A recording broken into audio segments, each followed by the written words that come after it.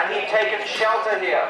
He'd taken shelter because one Rishi was meditating here, Subala Rishi, and he cursed Garuda that if you come in this place, you will lose your life. So when Kaliya was banished from Ramanaka, he took residence here.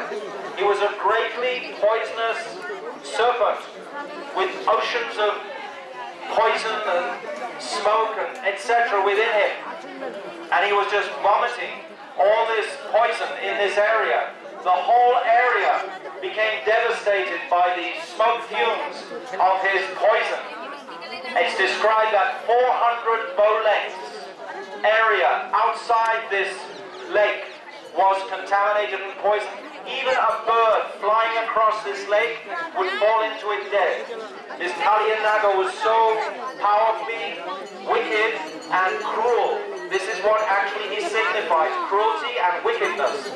So he turned this beautiful lake in the Jamuna, was like a separate part of the Jamuna, but nevertheless it was connected. And one day Krishna was with the cowherd boys. They were very thirsty. They came to this place in the hot sun and they drank some water. Immediately they all fell down, lost their consciousnesses, lost their lives. Krishna, he glanced at them very mercifully and they regained their life. And then Krishna decided now was the time to chastise this Kaliya Naga. So he climbed this very same Kadamba tree here. This Kadamba tree had a drop of nectar from Garud, just so this beautiful pastime could be enacted. It was the only living tree in the area.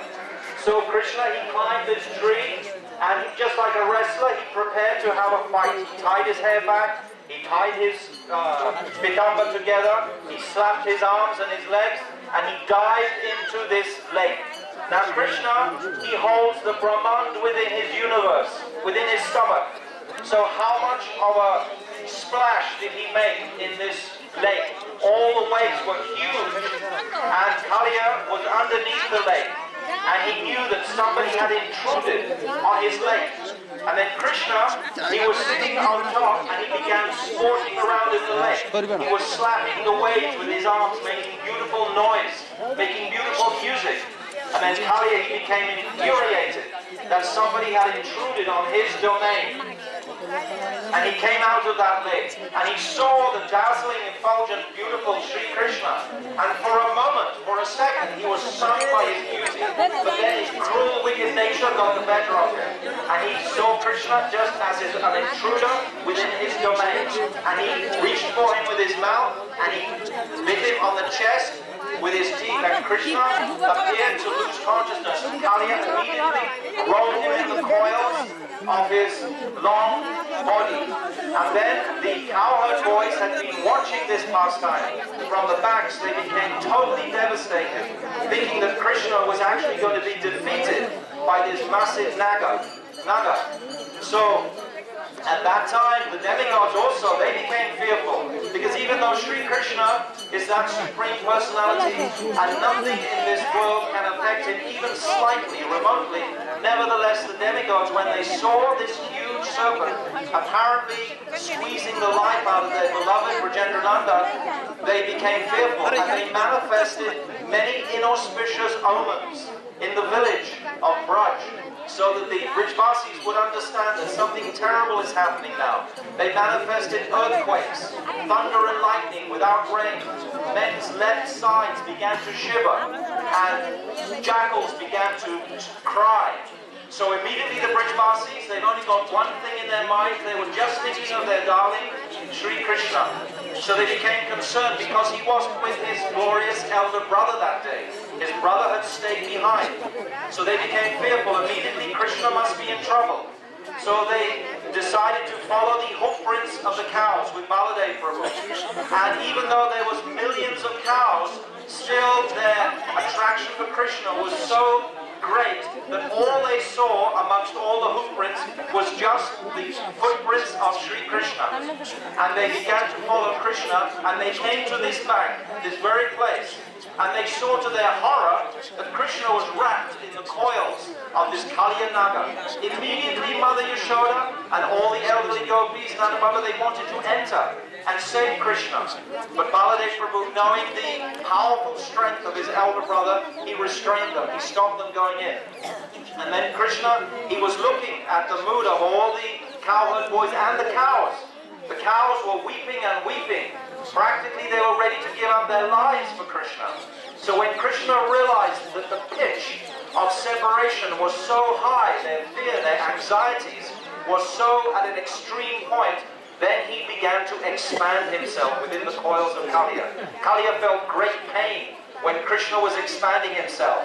And as soon as he expanded himself sufficiently, he jumped down from Kaliya. Srila Vishwanath Chakravarti Thakur describes that actually Kaliya had come to a small island within this lake. And Krishna jumped down and began circling around, running around and around Kaliya. Kaliya was trying to catch him. He was trying to throw his poisonous fumes, his fire on baby Krishna, on young Krishna. But he couldn't catch him. And Krishna was bewildering him because he was running around so fast. Eventually Kaliya became a little tired. At that point, then Krishna magically, miraculously, he pushed down one of the main hoods on Kaliya. And he jumped up on that hood, and he kicked that hood. Don't forget that Krishna has the whole Brahmand within his stomach. So what sort of kick was that on the head of Kaliya? Kaliya was practically non-senseless. And then Krishna, he jumped to another hood, and again he kicked that hood. And then he took out his flute, and he began dancing. He began dancing from hood to hood to hood, kicking every time he landed. Kaliya was getting more and more desperate. He was feeling the weight of this personality just kicking literally the life out of him. And Krishna at that point, his eyes brightened and he realized that the young Braj Kishoris actually watching this beautiful pastime had become attracted to him. They'd never actually seen Krishna dancing. And here he began to dance like no one else had ever seen Krishna dance in the world. This was greater than Lord Shiva's Tandav dance. And even the demigods, the siddhas, the charanas, the vidyatas, they couldn't keep up musically with the combinations that Krishna was dancing. So intricate.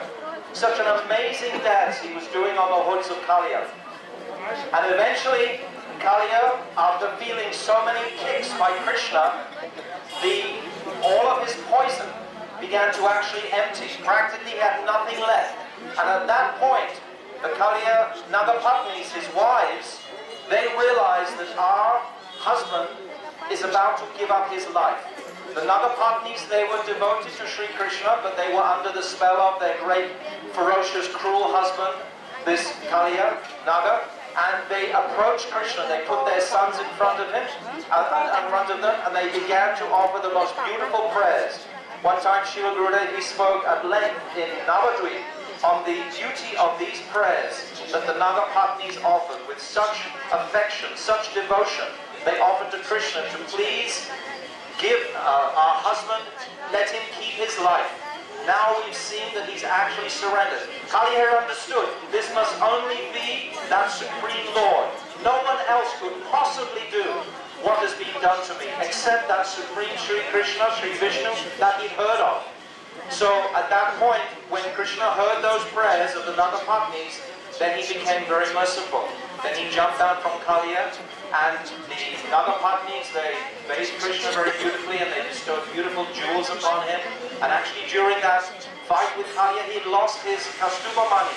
And again, the Nagapatnis, they returned that Kastuba money to them. And then Krishna, he demanded Kaliya, now you go back to Ramanaka. You never set foot in this Jamuna again. And Guru will never bother you.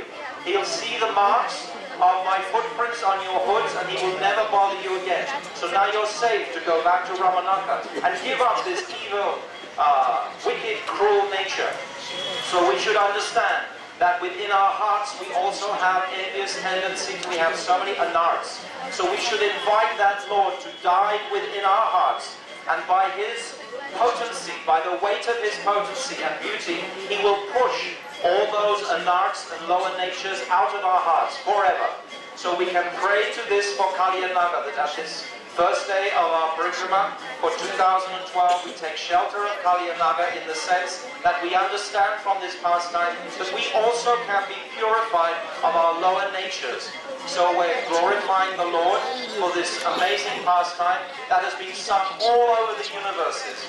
How remarkable that someone should dance on the heads of 1,000 hooded serpents. This was so remarkable. And the gopis themselves, they were so much in ecstasy. Described this was the beginning of their Purvarag, when they had such beautiful darshan of this Natava, this dancer Krishna. So this is a whole nother pastime of what the gopis experience. But we'll time is short, others will speak now. Kaliya Krida ki jai, Sri Prajendra Nandan ki jai, Gaur Premanande.